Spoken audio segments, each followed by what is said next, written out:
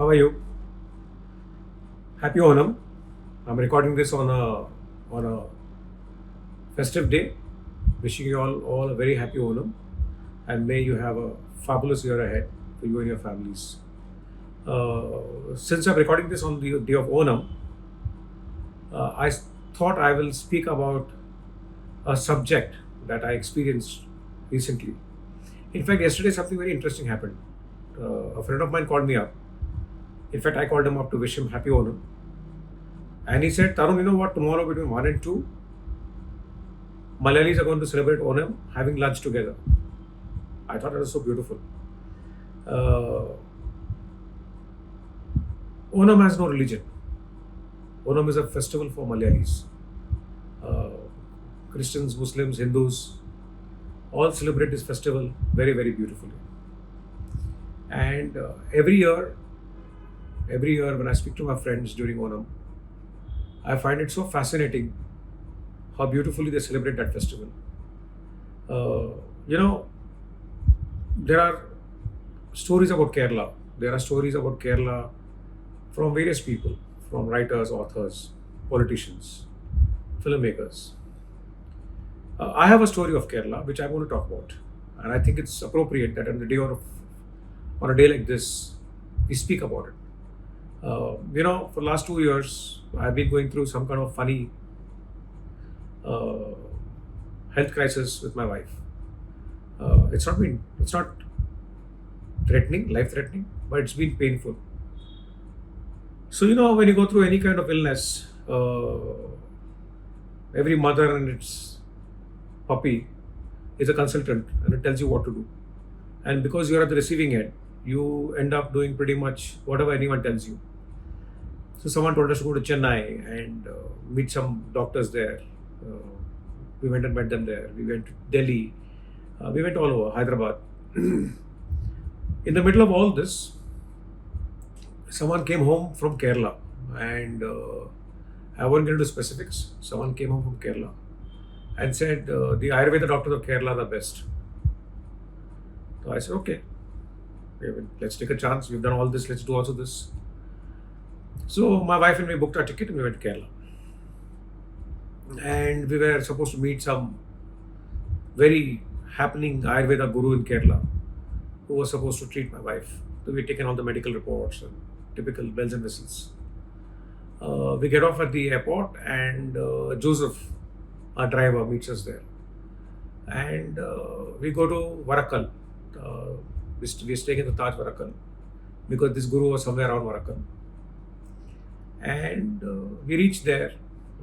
We got there, we had lunch, and then we called the person who is supposed to take us to the guru. And to our bad luck, the guru was ill. So he wasn't meeting people. Now, that was disappointing. And by the time we got from the airport to the hotel, we had already briefed our driver about why we were in Kerala.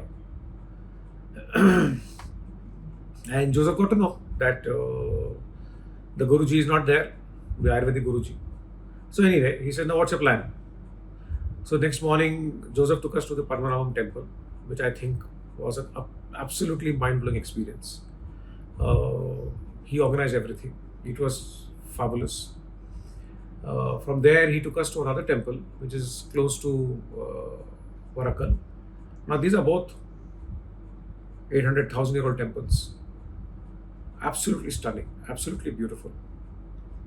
Joseph knew the whole story. He explained it to us before and after, though we knew a bit about it. But he was at it. And then he said something very interesting. He said, sir, leave all this Ayurveda thing. I'll take you to a nice place. So he took us to the Kerala government Ayurveda hospital in Varakal. And I think that was a game changer for my wife. And I found it damn fascinating because we just landed up there. We landed up there. We had no appointment. It is back and beyond. It's very difficult to locate it. But Joseph knew the place. He took us there. To our good luck that day, the doctor was there, a lady doctor.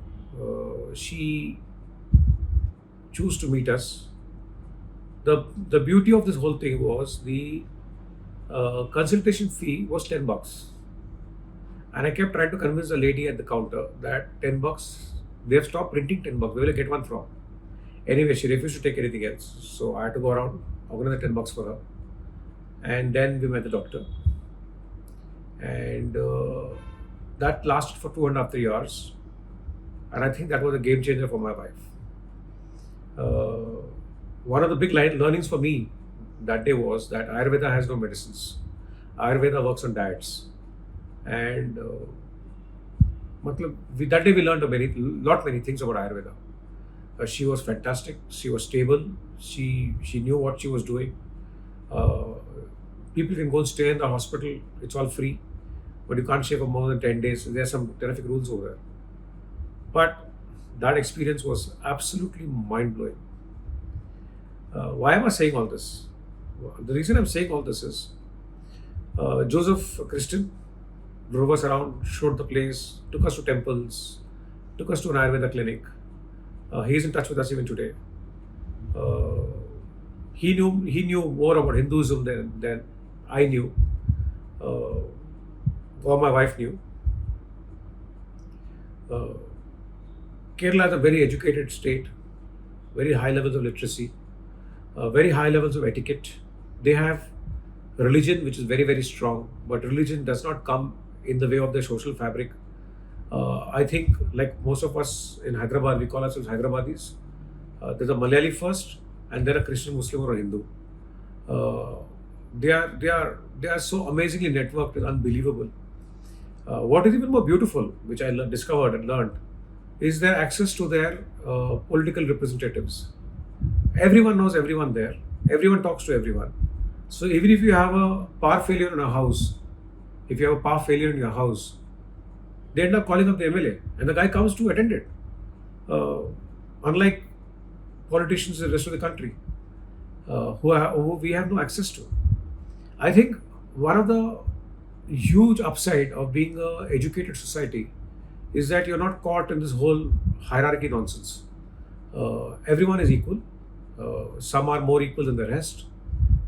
But Kerala, the amount of sports.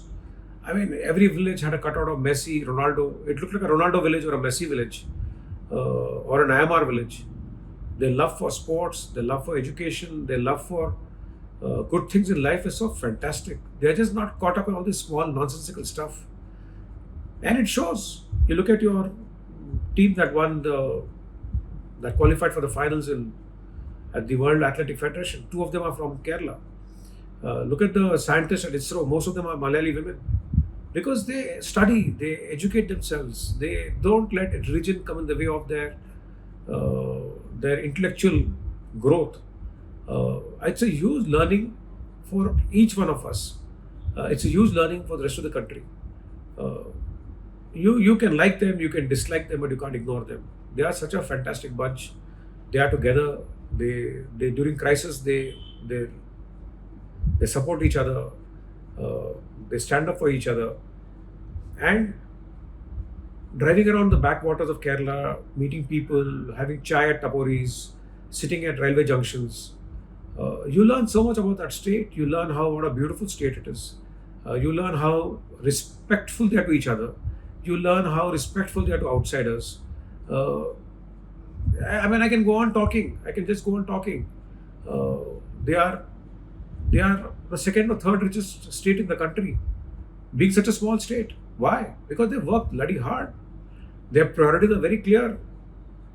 You can take anything from a Malayali, but you can't take his job away because they just give it 300%. They are at it 24/7. They work hard.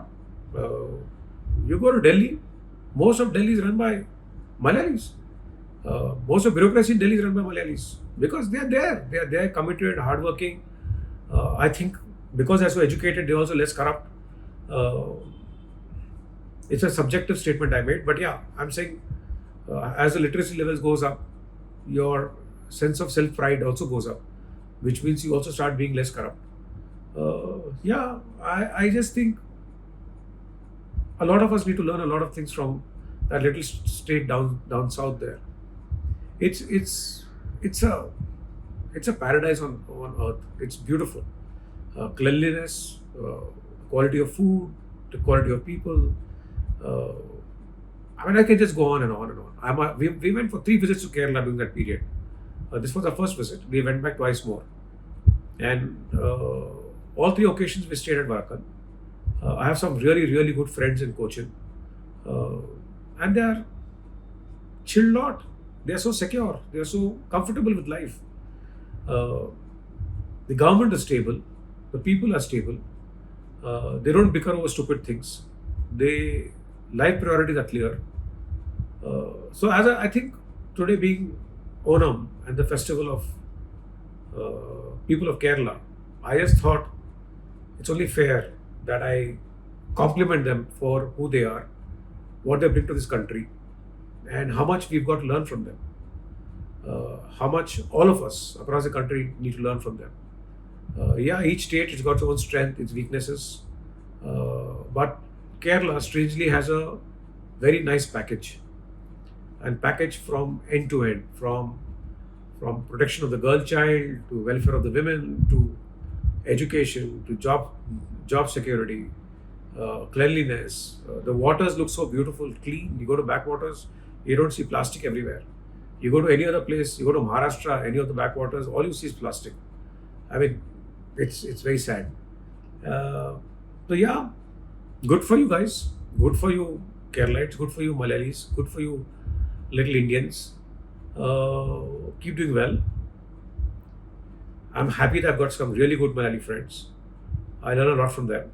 Uh, and yeah, I hope today's punchline goes as a tribute to all my Malayali friends and to the state of Kerala.